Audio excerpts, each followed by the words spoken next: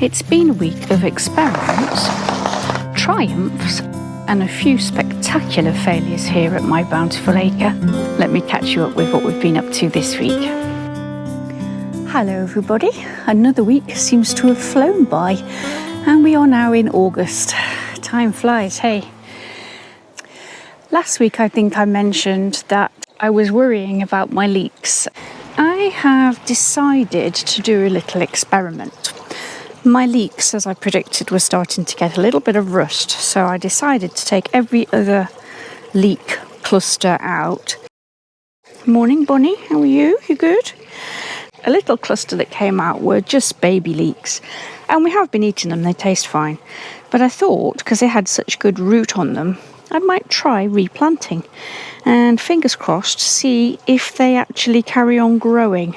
So how are your leeks getting on? Is everybody doing okay? Anybody else got rust yet? It's only a little bit, as you can see, but I'm trying to be preemptive. Seems to be the blue-leaved ones, which I think are Musselburgh, but I'm not entirely sure. I've decided to make leek and potato soup, and we've gone from the sublime to the ridiculous. So we've got a teeny tiny one like that, but we've also got an absolute whopper considering it's only August. That one was on its own, to be fair, so it just goes to show that planting this individually has made a huge difference to the size. One of the other jobs I said I was going to do was remove these delicate peas, and I think I'm also going to take these weeds out because, as you can see, they are smothered in flea beetle on the outside and on the inside. And I would try harder to save them if there was any sign of the roots bulking up, but there isn't, so they are going to be taken out. Anyway, yes, my battle with the flea beetle continues. But interestingly, last night I was watching Monty John talking about Jeff Hamilton. And Jeff was one of those people who I remember from when I was a kid. He was like, yeah, anybody can have a go at this. And he really encouraged me to get into gardening, as did Monty Don. To the point, in fact, that we actually called our very first dog Monty because he had black curly hair. I digress. The point being, they showed a clip of him treating flea beetle from early 80s, I think. And I was like, wow, good timing. Because what he did was he got a piece of cardboard, put some grease on it, and he ran it across the top of some plants in his garden, a nice neat row of things. And the thing about flea beetle is as soon as you go near them, they jump up. So I'm going to give Jeff Hamilton's experiment a bit of a go. So I have put some petroleum jelly on a piece of cardboard.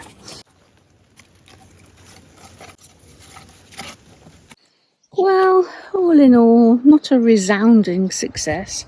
I caught about 10 flea beetles, which is better than nothing, I suppose. But of course you disturb them when you're taking the net off. This bed that we sowed last week is doing really well. The radicchio are looking fine. There are no flea beetle damage. The Mabuna is up and is not being nibbled. I do need to thin it slightly, but it's looking good. I did take a look earlier in the day at the ones we sowed over the other side, the mystery bed as I'm calling it, because I haven't got a clue what's in it. And here I think you can just about see there is some fennel. 2 rows, that's a weed there, but that is fennel, nicely spaced out. These 2 lines I think are my carrot, Eskimo repeat sowing. This one I'm not so sure about. But I did sow pak choi, and here it is. My intention always was to do 1 line of seedlings and then thin them to make a second row. So I need to get on with that. I do need to water again. I did put nematodes on all of this. As you can see, I still haven't replaced the fleece. I'm praying that there are no flea beetle holes. Oh, wow. Look at them. Oh. Now then, I can see 2 little flea beetles, and one of my viewers was asking me to film them. The problem is when you get really close to them, they jump. Can you see them there? Teeny. Oop. They're really quick though. It's really hard to catch them. It's only 2 though. Oh. That is not flea beetle. That is definitely slug. They've grown. They're looking much healthier than the ones I had in before, apart from that chomped one. And as you can see, the turnips are well and truly up. So they definitely need thinning. There is also a spray that Ali told me from my rusty garden called Neudorf Bug Free. And it's organic certified, but it is still a pesticide, so obviously it would kill other things. But under a cover in this kind of situation, if you've got a lot of flea beetle, it might be worth it. As you can see, we've got a little bit of a mildew problem. So I'm actually going to rip that out now because we've got 12 patty pans in the fridge and there's only 2 of us, so we don't need any more.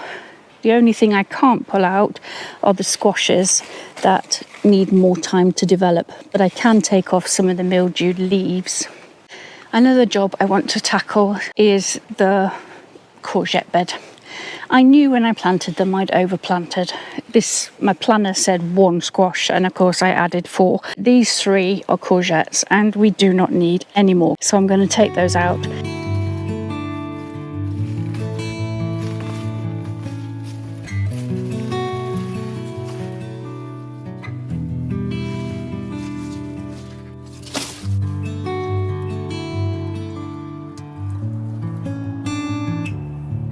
Last one.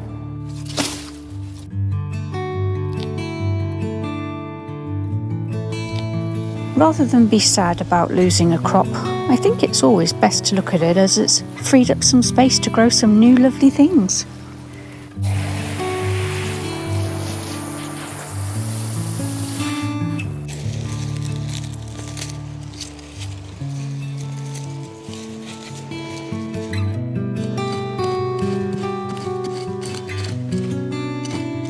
So I think I'm gonna go with Lola Rosa, but it's a curled and oak leaf variety from Chiltern Seeds.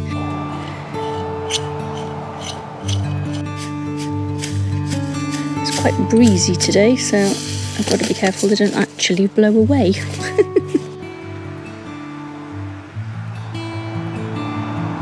I'm tempted to sow some Swiss chard as baby leaf. We've got the bigger variety growing in abundance over there, but as a baby leaf salad, it's quite tasty and it adds a touch of colour.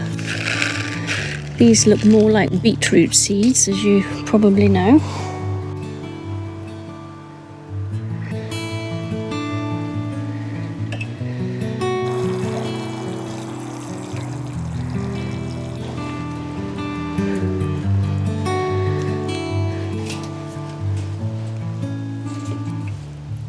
This may seem like a strange thing to do, but I'm going to sow some calendula. If you've got calendula in your garden, you'll know it sells seeds everywhere, so you generally don't need to re-sow. But because we've got a new garden here, and the variety I sowed before came out quite small, I want to do some of the old one that I usually do, which is Touch of Red mixed. Even if they don't flower this year, they'll be sturdy plants ready for early spring next year. It is turning into a really hot and humid day again. I have mixed up the mildew solution. It is basically 4 parts milk to 6 parts water, and apparently you just spray it on. So let's give it a go. I'm not even sure what it is. There must be some sort of enzyme in the milk, I think, that supposedly helps.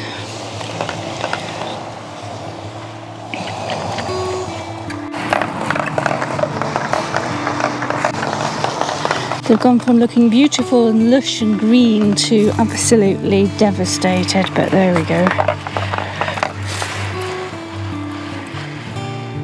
I've of course got the big Crown Prince ones, and they are starting to go as well. So I think I better mix up another batch, but first I need to remove a few of these leaves to let some air flow through. There are also some side shoots that really do need cutting off now, like these ones heading into the next bed.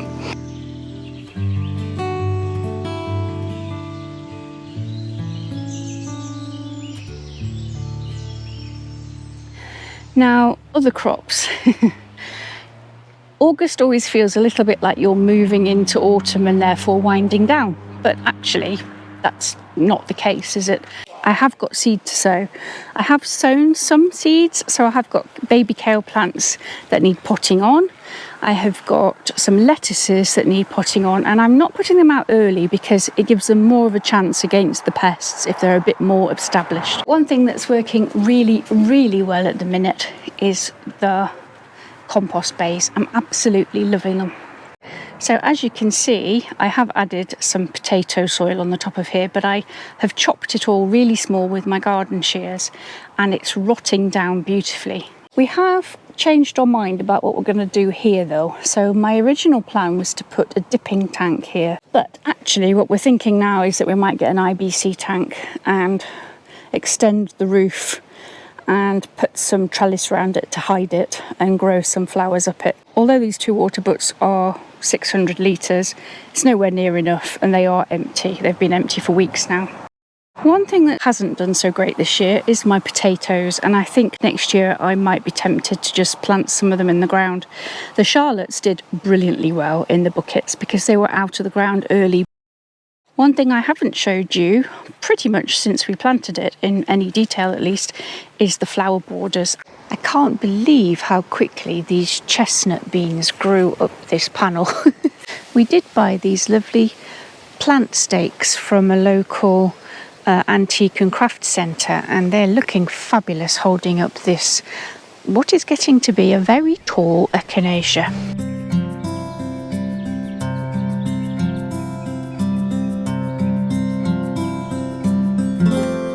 One thing that's doing much better than I thought it would is this miscanthus, and it's just getting its seed heads on it now. In fact, it grew so quickly that Doug thought it was a weed. The Desdemona rose is looking absolutely stunning, and as this is her second flush, I'm loving that. This has fast turned into my favourite border. I don't know why, I wasn't expecting it to, but I've added a lot more purples and magentas. I was intending it to be pinks, pastel-y colours really. But what I'm really surprised about is how much I love this lavater. I didn't grow very much of it because I thought I wouldn't like it. So it's an annual, but I'm loving how it's contrasting beautifully with this purple salvia.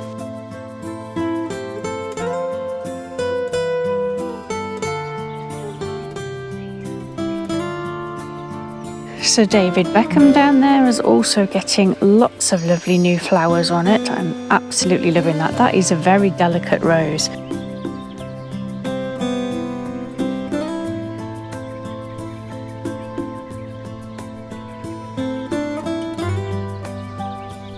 But one of my favourite things in the whole garden has to be this dahlia.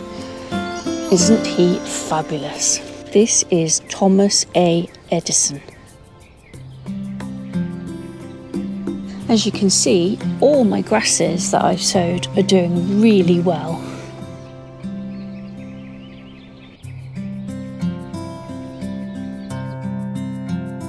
The verbascums have been really good value. They are a short-lived perennial and they've been flowering for weeks now.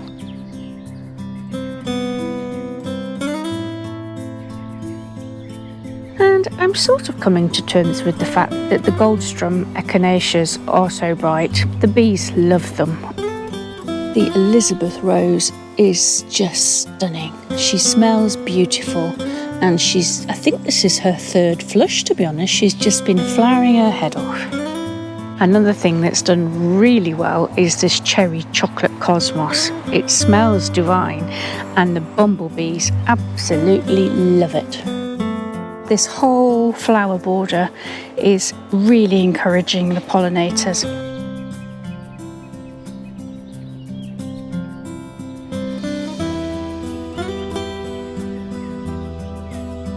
We have, however, suffered a slight casualty, and I'll just show you that. I have just come out because I was looking at this and thought something looks wrong. And this is what's wrong. I was so excited for those flowers to come out. because they really were beautiful. Not so much now, but it was standing this morning when I came out to water. Did you know that you could eat fennel flowers? I'm going to test them. I've never actually eaten the flowers before. Depends on how old you are, but if you're of a certain age, you'll know they taste like aniseed ball sweets. They're actually really sweet, almost saccharine-like, and then they've got that hit of aniseed afterwards. I don't know where he's gone, but the wren's just hopped in here. We've got a resident wren that lives in my vegetable bed. I think it's a chick, to be honest. He's quite scraggy looking. I did capture him the other day just on one of the edges. I'll show you that. My sunflower is finally coming out. I know most people's are 6 foot tall and in full bloom, but I was very late getting these in. I think this one is Floristan, so I'll be really pleased to see that in full bloom. It's that time of year, isn't it, where things are starting to go over. Some things earlier than they usually would. But if you've got flowers that you've been growing through the spring and summer months, you may actually already have seeds to collect. So, as you can see here, this morning I went and tidied up some of the orchard beds, and there were Nigella seeds and Ami seeds ready to collect. So I've done some of that. So I am going to make up my own seed packets and get them labelled up.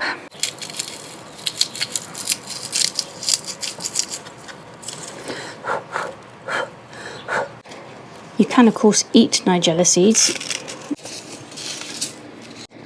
Nigella alba. Now, Ami is not something I've saved seed of before. They are quite small seeds.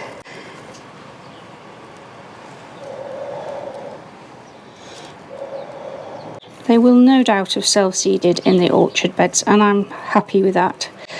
But I want some of them in the flower border as well. This end, I have got a whole lot of poppy seeds. These are the opium poppies, the very pale lilac and lavendery coloured ones. Right, so as you can see, there are a lot of seeds left in here. So I'm just going to take these outside,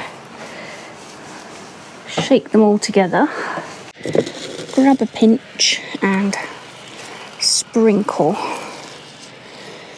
I really don't mind what comes up in here. They're all pollinator friendly. Breadseed poppies. Now that I've emptied the tray, I can just tip them into here. And as you can see, they are actually pale blue. Wow. Don't they look fabulous? Really beautiful colour. The inside of a poppy seed is just amazing. It's a shame I've got to break them open to actually get them out, but that is a lot of poppy seed.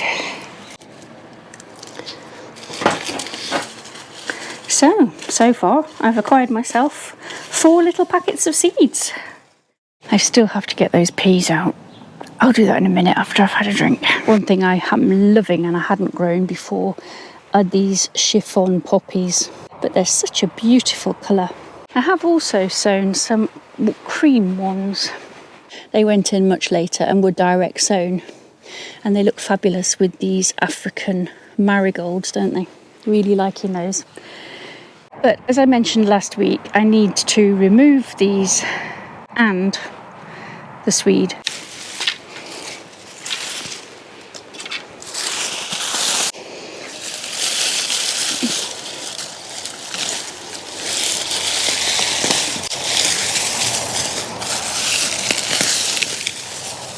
Is quite a pile. It's not got mildew, so I can put all of this, apart from the sticks, in the compost heap, so it's not wasted. But they really do taste revolting.